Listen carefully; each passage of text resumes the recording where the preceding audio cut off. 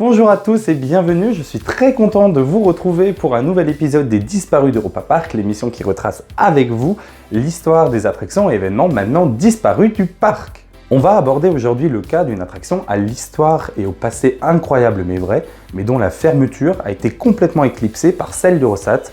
Je veux bien sûr parler de l'univers de l'énergie.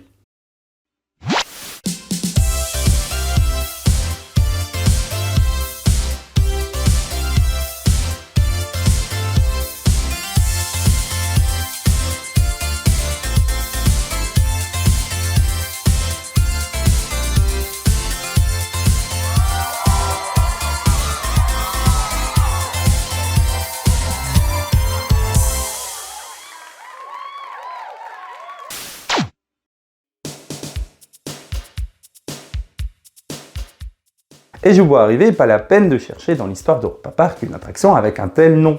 Tout simplement parce que la ville 10 était un parcours scénique du parc français Mirapolis. Oui, je sais, je pense pas que beaucoup de monde s'attendait à ce qu'on aborde le cas Mirapolis sur cette chaîne. Et ben voilà, nous y sommes. Allez, un peu de contexte. Mirapolis est un parc tristement célèbre car considéré encore aujourd'hui comme le plus grand fiasco de l'histoire des parcs d'attractions en France. Il faisait partie avec le parc Astérix, Zygofolis et Big Bang Schtroumpf des grands projets de parcs de loisirs en France à la fin des années 80.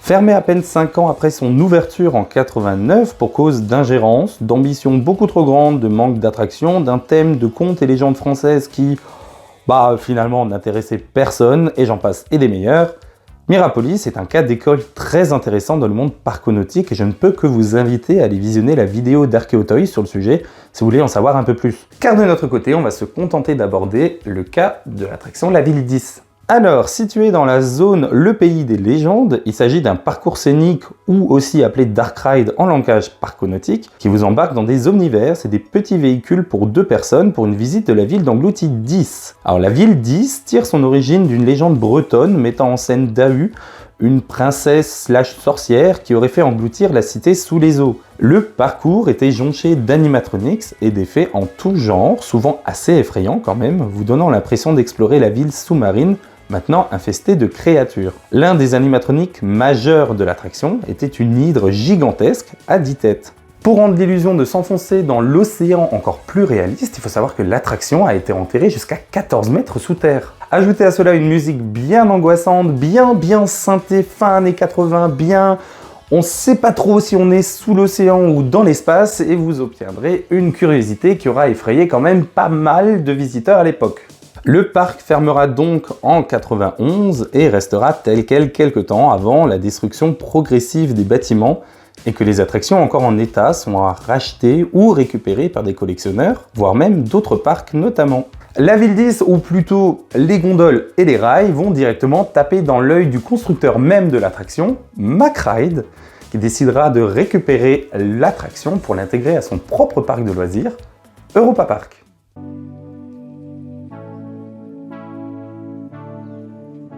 Après quelques mois de remise en état et de construction du nouveau manège, la ville 10 arrive en grande pompe à Europa Park en tant que nouveauté en 1994. Renommée et retémée en tant que univers de l'énergie, l'attraction sera directement placée sous la géode d'Eurosat.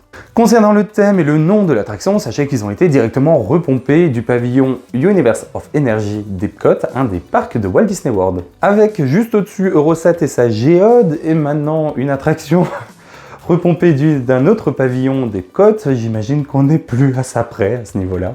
Le pitch de l'attraction allemande est proche, si ce n'est identique, à celle floridienne. Je cite, « Le thème du pavillon américain est l'énergie depuis ses origines jusqu'à son utilisation et la recherche de nouvelles énergies. L'attraction s'intéresse plus particulièrement aux origines des énergies fossiles telles que le pétrole. » Tout comme sa version floridienne, l'univers de l'énergie a également le droit à un sponsoring par une compagnie d'énergie. Ici, il s'agit d'Energie Baden-Württemberg, qui est un peu l'équivalent d'un EDF, GDF local. Du coup, fini la ville 10 et sa légende bretonne qui ne parle à personne, et bonjour les dinosaures. Après une file d'attente franchement sympa, au décor de fouilles archéologiques, et un pré-show vous proposant un film sur les énergies, vous vous retrouvez à voyager dans le temps à l'ère des dinosaures. Là où la version américaine propose un mix entre salle de cinéma 360 degrés éducatif et parcours scénique sur d'immenses véhicules, Vous embarquez ici à 2 dans une gondole pour une balade très sombre et parfois anxiogène dans la jungle, les marécages ou encore dans les grottes à la rencontre de divers dinosaures donc. Je taquine un peu l'attraction, mais il faut savoir qu'elle avait également ses avantages. Avec ses 67 gondoles, son parcours de 170 mètres pour un peu plus de 3 minutes de voyage, l'attraction pouvait quand même se vanter d'avoir une capacité horaire de 1200 personnes par heure, ce qui est clairement pas rien. L'attraction s'était donc fait une nouvelle vie tranquille à Europa Park après un départ raté à Mirapolis et a réussi à trouver sa petite place dans le cœur des visiteurs. C'était sans compter sur l'annonce de la fermeture d'Eurosat et de l'ouverture de Cancan Coaster. Alors qu'on se le dise quand même, l'attraction avait très mal vieilli. Et ça se faisait encore plus ressentir vers sa fin de vie en tant qu'univers de l'énergie. Beaucoup d'effets ont tout simplement cessé de fonctionner sans jamais vraiment être remplacés, et quand ils l'étaient, on sentait que c'était du bricolage. Faute d'un flux visiteur important, le pré-show a très vite été abandonné, et vous parcouriez la file d'attente d'une traite. Les animatronics étaient très vieillissants et leurs vérins faisaient finalement plus de bruit que les bruitages des dinosaures, et il y avait un véritable souci au niveau du public visé. Finalement, qui était la cible de cette attraction? Le pré-show en moins, il était finalement pas très évident de comprendre en tant qu'adulte dans quoi on s'embarquait, et ça rendait l'ensemble sans grand intérêt. Ajoutez à cela des animatronics très proches des rails, avec des screamers bien placés, et vous effrayez les plus petits. Avec du recul, on ne savait plus vraiment sur quel pied danser. C'était à la fois une attraction mythique, tout en étant totalement oubliable dans une journée au parc. D'où le fait qu'on imaginait bien l'attraction disparaître pour de bon lorsqu'il a été communiqué qu'Eurosat allait subir une rénovation majeure. Mais c'était sans compter sur Europa Park qui a beaucoup de mal à se séparer de ses attractions et qui décidera de donner une troisième et dernière vie à ses gondoles. Après la ville 10 et l'univers de l'énergie, faites place à Madame Freudenreich Curiosité. Cette fois-ci, la ligne éditoriale pour cette rénovation était claire. L'attraction va cibler les familles et surtout les plus jeunes dans un univers coloré et chatoyant inspiré des livres imagés pour enfants. Et pour donner une petite cohérence à tout cela, Europa Park décidera de rattacher l'attraction à son nouveau fil conducteur en termes d'histoire, l'Adventure Club of Europe. On garde les dinosaures, on vire les plus moches et on redonne un coup de fraîcheur et de couleur au restant. Fini la jungle dense et épaisse, les dinosaures seront en liberté dans un jardin ouvert et joliment fleuri. L'entrée est à présent bien mise en évidence avec une superbe reproduction d'une maison à colombage alsacienne représentant une boutique de produits du terroir. Et pour s'occuper de toute cette petite troupe, rien de mieux qu'un membre honoraire de l'Adventure Club of Europe, Clara Freudenreich. Jeune alsacienne et fille de fermier, elle était partie en expédition au Venezuela d'où elle ramènera des œufs de dinosaures emprisonnés dans la glace. Après avoir finalement éclos dans son jardin, Clara apprivoisera les dinosaures qui vont l'aider dans ses tâches quotidiennes, mais non pas sans faire quelques bêtises au passage.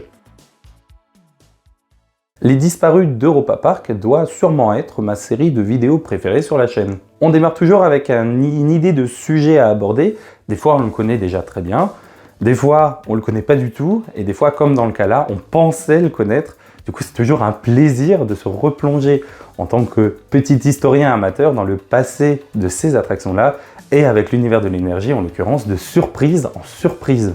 L'univers de l'énergie fait partie de ces petites perles insoupçonnées qui payent pas de mine au premier abord, mais qui ont vécu déjà tellement de vie qu'ils embarquent avec eux à chaque fois un petit peu de l'histoire avec un H majuscule. D'abord à Mirapolis pour rendre hommage à une légende bretonne, puis transféré dans le quartier parisien d'Europa Park pour finalement arborer une nouvelle thématique alsacienne.